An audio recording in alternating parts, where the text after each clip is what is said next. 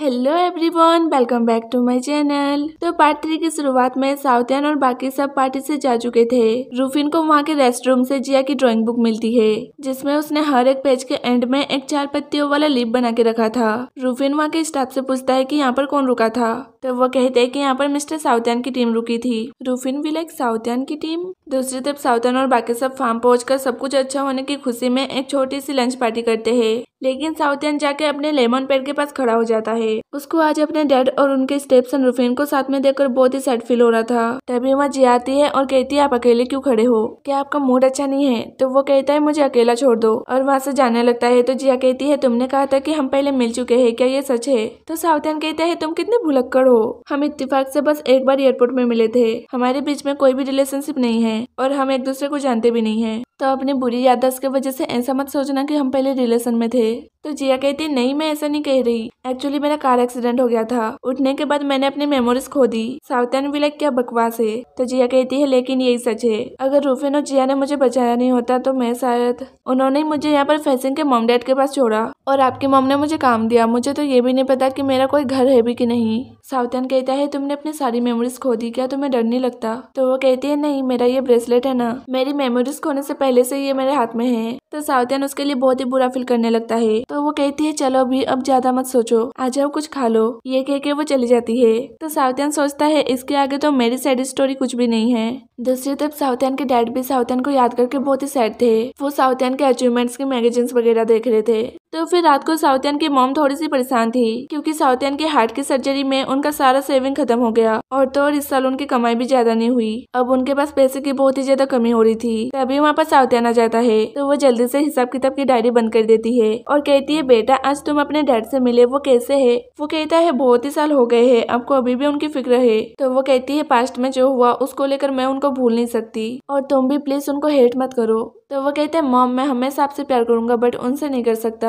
और ये सब कहते कहते वो उस डायरी को पढ़ने लगता है। तो उसे पता चल जाता है कि घर में पैसे की कमी हो रही है। तो साउथियन कहते हैं मॉम आपने मुझे ये बताया क्यों नहीं कि आप सारा बोझ अपने कंधे में लेना चाहती हो? अब मैं बड़ा हो चुका हूँ तो आप मुझसे ये सब बातें शेयर कर सकती हो और आप बिल्कुल भी टेंशन मत लो, मैं आ गया हूँ ना, अब हम अपने शॉप से बहुत ही अच्छी कमाई करेंगे। तो वो कहती है मेरा बच्चा अब सही में बड़ा हो गया। अगले सीन में जिया रात को शॉप में आती है। तो साउथियन उसको देखकर कहता है तुम इस वक्त यहाँ क्यों आई? तो वो कहती है आपकी चोट पे मेडिसिन लगाने, लेकिन वो मेडिसिन लगाने से मना कर देता है और उसे वहाँ से जाने के लिए कहता है, लेकिन जिया ऐसे तो ना चली जाएगी, वो उसे मेडिसिन लगा के देती है। इसमें साउथियन को दर्द तो काफी हो रहा था और साथ ही उसे फीलिंग भी बहुत ही अजीब आ रही थी। जिया कहती है आप अपने हाथ का ख्याल रखना, आप एक पेस्ट्री चीफ हो, आपका हाथ बहुत ही इंपॉर्टेंट है। ये कह के वो जाने लगती है। तो साउथियन कहता है क्या तुम अभी जा रही हो, बाहर बारिश हो रही है? तो वो कहती है कोई नहीं, मैं साइकिल फास्ट चलाती हूँ। और वो जैसे ही बाहर जाती है तो जोर से बिजली कड़कती है। तो वो एकदम डर जाती है और फिर से अंदर जाके बिजली की आवाज से इधर उधर भागने लगती है। साउथियन पूछता है क्या हुआ, लेकिन वो बहुत ही ज्यादा डरी हुई थी। वो एक कुर्सी में चुपचाप बैठ जाती है।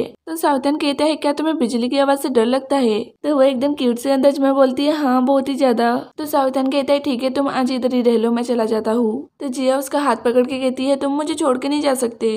तो साउथियन उसका हाथ पकड़ के उसे किचन में लाता है और एक पेस्ट्री बनाने लगता है।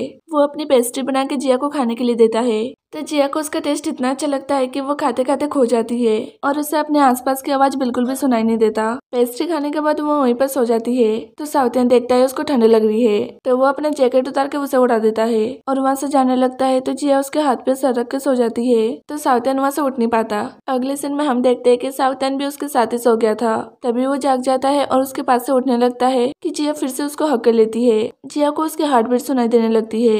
तो उसे सूगा के साथ बिताए हुए पल याद आने लगते हैं और साउथियन के हार्ट बीट भी बहुत ही ज्यादा तेज हो जाती है। उसके हार्ट में बहुत ही ज्यादा दर्द होने लगता है। तो वो जिया को उठने के लिए कहता है। तो जिया जल्दी से उठ जाती है और रोने लगती है।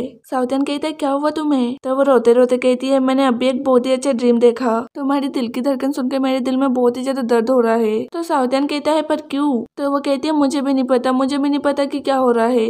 तभी वहाँ साउथियन के मॉम आ जाती है। वो साउथियन को बिना जैकेट के देखकर कुछ और ही समझ लेती है।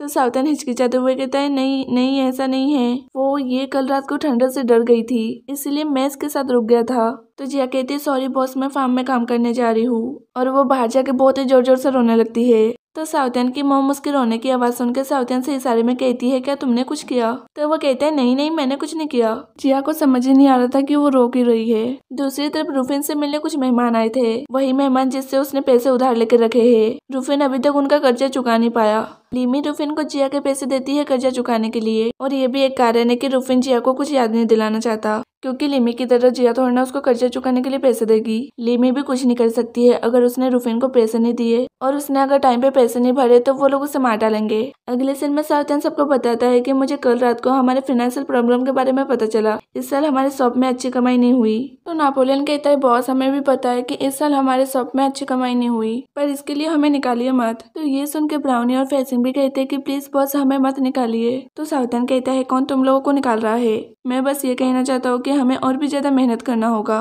तो वो लोग खुश होकर कहते हैं हाँ हम जरूर करेंगे। अगले दिन में लिमी जिया से मिलने आती है। तो जिया उससे पूछती है जब मेरा एक्सीडेंट हुआ था तो क्या मेरे साइड में कोई बैठा था? तो लिमी शॉक्ड होकर कहती है क्या तुम्हें याद आ रहा है? तो वो कहती है नहीं शायद मैंने इमेजिन किया था। खैर ये सब छोड़ो, क्या तुम मेरी एक मदद कर सकती हो? तो वो कहती है हाँ जरूर बताओ तो सही। तो जिया कहती है कि मुझे साउथियन की मदद करनी है। तो क्या तुम किसी पॉपुलर इंसान को हमारे शॉप में ला सकती हो जिससे हमारे शॉप का नाम बढ़े? तो लिमी कहती है हाँ मैं एक फेमस कुकिंग टीचर को जानती हूँ, तो मैं उन्हें ला सकती हूँ। तो ये सुनकर जिया बहुत ही ज्यादा खुश हो जाती है और ये पार्ट यहीं पर खत्म हो जाता है। तब तक के लिए bye bye and take care.